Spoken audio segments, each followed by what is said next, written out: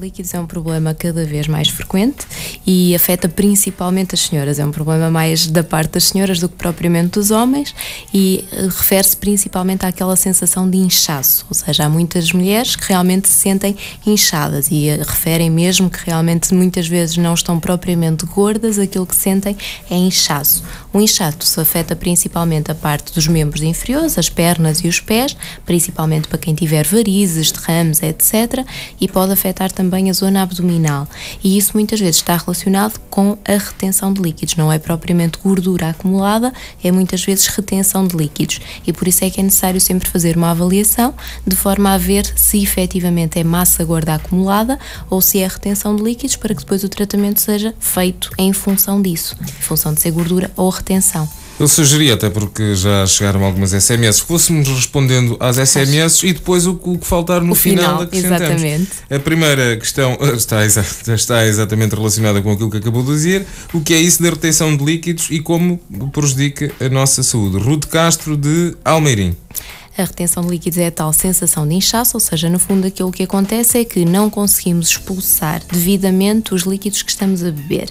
Isso não quer dizer que tenhamos a água em excesso, muitas vezes até estamos desidratados. A questão é que a água está acumulada em zonas onde acaba por não fazer falta, acaba por se acumular no exterior das células, no espaço extracelular, principalmente lá está nos membros inferiores ou na zona abdominal, que são normalmente as zonas onde se acumula mais, provocando essa sensação de inchaço e edema, ou seja, mesmo o inchaço nessas zonas, o tal edema, que depois não é propriamente prejudicial a nível de saúde, mas provoca volume, provoca peso e provoca a tal sensação de inchaço que nem sempre é muito agradável, digamos. E quando falamos assim aqui em acumulação de excesso de água, não há uma relação direta com o consumo de água, há outros fatores que fazem com que essa retenção aconteça. Exatamente, muitas vezes até ao contrário, ou seja, o facto de bebermos pouca água faz com que o nosso organismo acabe por reter mais líquidos, porque realmente o corpo sente falta da água e acaba por reter mais água para realmente conseguir combater depois as falhas por a pessoa beber pouca água. Portanto, um dos primeiros passos para combater a retenção de líquidos é mesmo beber entre 1,5 litro a 2 litros de água por dia para realmente conseguirmos combater. É importante depois eliminá-la, porque há pessoas que efetivamente, ou por motivos de saúde ou por algum tipo de medicação, bebem bastante água durante o dia, mas não urinam o suficiente, que é depois aquilo que vai acabar por provocar a retenção de líquidos.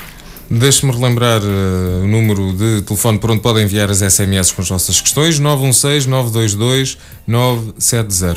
Falamos muitas vezes da sensação de inchaço, tornou-se já comum e habitual, exatamente, até porque a publicidade acaba por fazer uso disso para vender alguns produtos, mas a sensação de inchaço não é única e exclusivamente interna, ou seja, há manifestações externas, como disse, nos membros inferiores, maioritariamente, e que estão relacionadas com esta retenção de líquidos. Exatamente, ou seja, aquilo que a publicidade da televisão refere é o inchaço mais a nível de flatulência e a nível da parte intestinal. Este inchaço é o inchaço mesmo de água, de excesso de água, de retenção de líquidos, que lá está, por norma, é mais nos membros inferiores e acontece principalmente no verão, aquela sensação de pernas inchados, principalmente ao fim do dia. Isso é tudo retenção de líquidos. Cá está, temos uma SMS que nos chegou da Sandra Gomes das Guerreiras e que diz: tenho a sensação de estar inchada e algumas amigas disseram-me que a culpa é da retenção de líquidos. Exatamente, provavelmente tem mesmo essa sensação. É a relação de provavelmente retenção de líquidos. Será, mas lá está, é sempre importante depois fazer uma avaliação, porque muitas vezes podemos ter essa sensação de inchaço e até nem ser efetivamente retenção de líquidos e ser massa gorda localizada. Portanto, aí o importante é fazer uma avaliação da composição corporal para ver efetivamente se aquilo que temos a mais é massa gorda ou será então retenção de líquidos. Não devemos ficar pelo diagnóstico das amigas. Não, mas devemos mesmo fazer uma avaliação completa, que aí sim será o ideal para conseguir perceber qual dos dois será mesmo o problema e depois agir em conformidade. E como é que se faz essa avaliação? Essa avaliação é feita através de uma avaliação de composição corporal, através de um método que é a bioimpedância, que aquilo que vai fazer basicamente é passar uma pequena corrente elétrica que não é sentida pelo organismo, e aquilo que vai acontecer é que a massa gorda acaba por ter uma resistência diferente a essa mesma corrente elétrica e, portanto vamos conseguir perceber qual é a massa gorda, a massa muscular e a água do nosso organismo, e através disso vamos conseguir perceber se efetivamente aquilo que está a mais, o peso que temos a mais, se será de massa gorda ou se será de retenção ou até de massa muscular. É aquilo que se chama a avaliação IMC ou é outra coisa completamente diferente? O IMC é apenas uma relação entre a altura e o peso. Aquilo que eu estou a falar é de uma avaliação mesmo da composição corporal, que é feita normalmente ou com elétrodos ou com umas balanças específicas, mesmo para analisar interiormente, mesmo para analisar a composição corporal, enquanto que o índice de massa corporal é apenas a relação entre o peso e a altura e só nos diz se temos ou não peso a mais, mas não nos diz em que é esse peso. Temos mais uma questão, chega-nos de um homem, Hugo Valadares, de Pataias, e a questão é, dizem que a retenção de líquidos é só nas mulheres, mas eu tenho sintomas que me levam a pensar que tenho esse problema. Pode acontecer nos homens ou o que tenho é outra coisa? Pode perfeitamente acontecer nos homens. É mais frequente nas senhoras, mas não quer dizer de forma nenhuma que não aconteça nos homens. Aliás, os homens também têm varizes, também têm as pernas inchadas, também têm esse problema, e até na zona abdominal, muitas vezes aquela barriguinha, a típica barriguinha de cerveja, também tem a ver com retenção de líquidos e não só com massa gorda. Portanto, é mais frequente nas senhoras, mas também pode perfeitamente acontecer nos homens. O conselho ao Hugo é o mesmo, avaliação. Exatamente, a avaliação para conseguir perceber. Há um método que se calhar é um bocadinho mais simples de fazer em casa, não é totalmente fiável, mas é um método que se pode utilizar para realmente perceber se estamos ou não com edema, com retenção, que é nas zonas onde sentimos esse inchaço, pressionar com o dedo e depois ver se realmente a marquinha branca que resulta dessa pressão se demora muito ou pouco tempo a desaparecer. Por norma, quando essa marca, ao pressionar a marquinha branca, demora muito tempo a desaparecer, significa que estamos realmente com edema nessa zona. Temos mais uma SMS, parabéns pelo programa e um beijo à doutora Sandra Almeida. Beber muita água e evitar o sal ajuda a prevenir a retenção de líquidos ou é apenas uma ideia errada? Pergunta da Carolina Pintor, da Azambuja. Muito obrigada pela questão. Realmente aquilo que acontece é que beber água é fundamental, era aquilo que estávamos a falar, entre 1,5 litro a 2 litros de água por dia é essencial, e o sal sem dúvida que é o inimigo número 1 a nível de retenção de líquidos. É muito importante ter cuidado com a adição de sal ao cozinhar e é muito importante também ter atenção ao sal que está um bocadinho camuflado nos alimentos, ou seja, o sal que existe no pão, nas tostas, nos cereais de pequeno almoço. Todo esse sal pode também depois afetar a nível de retenção, porque quanto mais sal temos na alimentação, mais sal vamos ter no organismo e depois vamos acabar por reter mais líquidos por causa do sal. Uma outra questão, bebo muitos cafés e acho que me sinto mal por isso, poderá ser da retenção? Álvaro Jonas, da Venda do Pinheiro. Por norma, o café tem um efeito diurético, ou seja, vai acabar por ajudar a urinar mais, mas depois muitas vezes o corpo acaba por fazer o efeito oposto, que é, após tomar muitos cafés, apesar de ser diurético, o corpo tenta reter líquidos exatamente por contraposição a esse efeito diurético do café. E o mesmo acontece com as bebidas alcoólicas, portanto, pode efetivamente provocar retenção de líquidos por causa desse excesso de cafeína.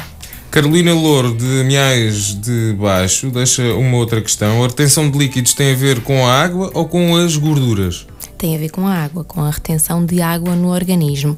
E lá está, muitas vezes as pessoas que têm retenção de líquidos têm algum volume em excesso que não é de gordura, não é de massa gorda, portanto a água é fundamental e a nível da alimentação o principal inimigo nem sequer é a gordura dos alimentos, mas sim o sal. Mais uma questão, é mais fácil reter líquidos durante a menstruação? A pergunta é da Rita, de Valada do Ribatejo. É uma excelente questão, realmente durante o período menstrual retemos mais líquidos e daí a sensação de inchaço também durante esse período. Há mulheres que fazem uns dias antes de serem menstruadas, há mulheres que é durante, depois é um bocadinho variável, mas sem dúvida que retemos mais líquidos durante essa fase do mês. O Diogo Monteiro, do Bom Barral, deixa uma questão interessante. A retenção de líquidos é o mesmo que a gota? Não tem nada a ver. A gota é o ácido úrico em excesso, portanto não tem nada a ver com a retenção de líquidos. A gota é algo totalmente diferente e depois a nível da alimentação também vai ter cuidados totalmente diferentes. Portanto será outro programa, digamos assim, que poderemos fazer sobre o ácido úrico em excesso, que isso sim é a gota. Uma outra questão, a pílula faz retenção de líquidos? Patrícia de Alfeizarão. A pílula é uma questão muito pessoal. Há mulheres que realmente, ao começar a tomar a pílula, notam que se sentem mais inchadas. Muitas vezes aquilo que é necessário é mudar o tipo de pílula para realmente ser uma pílula mais adequada ao seu organismo, para não provocar essa retenção de líquidos, ou então utilizar mesmo outro método, porque isso pode mesmo acontecer. Não só a pílula, mas também outro tipo de medicações. Há antihipertensores, antidepressivos, há corticosteroides, principalmente medicamentos à base de cortisona, que podem efetivamente aumentar imenso a retenção de líquidos. Uma outra questão, tenho muitas vezes os tornozelos e mãos inchados. Há uma relação direta com a retenção de líquidos? Isso é mesmo retenção. Não diz de onde é. Isso é mesmo retenção de líquidos por norma, e lá está, beber água é importante, a parte do sal, cortar no sal na alimentação também é fundamental, e depois é necessário perceber se há algum tipo de medicação que esteja também a provocar esse efeito.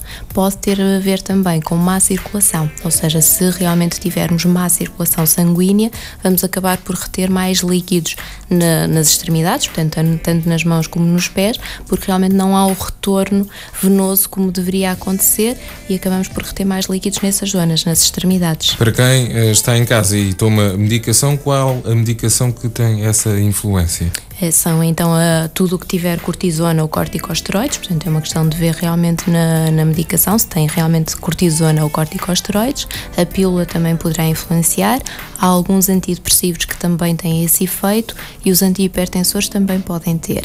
É uma questão de ler o folheto da medicação que se toma, porque se efetivamente provocarem retenção de líquidos, por norma isso é referido nos efeitos secundários, ou como retenção de líquidos ou como edema, isso será referido nos efeitos secundários da medicação. Mais uma questão aqui referida, e parece que há algumas dúvidas relativamente à retenção de líquidos, água e ao consumo de água. A doutora já explicou, mas está aqui mais uma questão que diz: beber muita água previne a retenção de líquidos? Pergunta da Maria de Rio Maior. Ajuda sem dúvida a contrariar o efeito da retenção, mas sempre sem ser também exagero, porque aquilo que acontece é que se tivermos efetivamente alguma tendência para reter líquidos, não adianta também estar a beber água em excesso se não a conseguimos eliminar. Portanto, se bebemos, por exemplo, 1,5 litro de água por dia, devemos urinar pelo menos 1,5 litro de urina por dia também, porque senão estaremos a reter líquidos, porque é necessário que realmente a água saia do organismo. Depois de ter a sua função no organismo, é necessário que ela seja depois que saia também, não é? A última questão de hoje. Bom dia, gostaria de saber que fatores contribuem para a retenção de líquidos. Obrigado, Mário Caldas da Rainha. Acaba por ser o resumo final. O resumo, exatamente. Daquilo que estivemos aqui a falar. Exatamente, será então o resumo. A parte da água é muito importante. O facto de bebermos pouca água pode efetivamente provocar retenção de líquidos. O sal é um fator extremamente importante. Quanto mais sal tivermos na alimentação, mais líquidos vamos reter.